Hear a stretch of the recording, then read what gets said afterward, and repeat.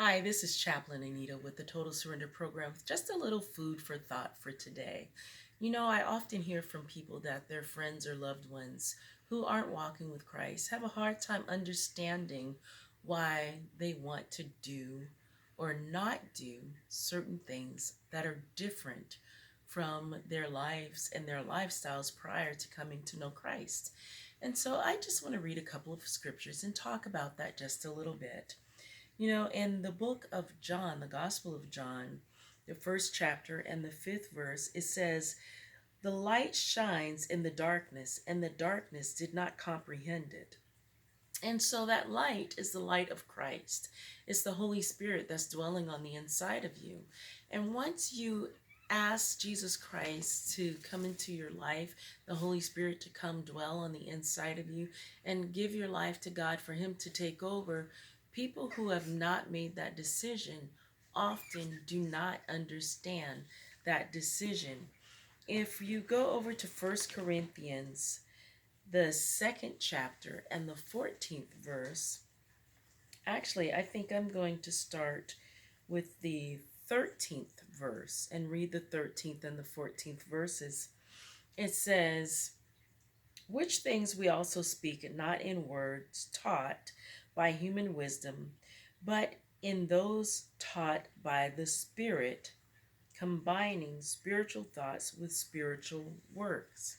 So once we receive the Holy Spirit of God, we are now being taught wisdom by the Spirit of God.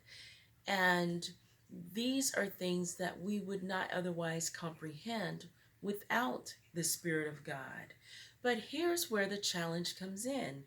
In the 14th verse, it says, "But a natural man does not accept the things of the Spirit of God, for they are foolishness to him, and he cannot understand them because they are spiritually appraised."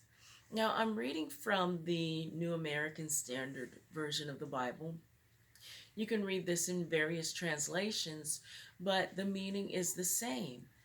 The world does not understand the things of God. They are foolishness to them. I was working with someone, and she came to me and she said, "My husband just says that I'm stupid because I want to get rid of things that are not consistent with the life of Christ." And he confirmed that he thought they were foolishness. And on the inside, I just chuckled. I said, that is a clear example of what the Bible tells us. It's a clear example of truth. So as you examine your life, I want you to think about the people in your life who see the things that you do for Christ and the things that you do in obedience to Christ as foolishness. And I'm going to read this verse again, 1 Corinthians 2:14. "But a natural man does not accept," they won't accept it, "the things of the Spirit of God." Natural men will not accept the things that are of the Spirit of God, for they are foolishness to him, and they cannot understand them because they are spiritually appraised or spiritually discerned. So those people in your life that you love, but that don't love Christ, will see the things that you do for Christ as foolishness. This is Chaplain Anita with the Total Surrender Program, giving you a little food for thought and reminding you to just do the word. God bless.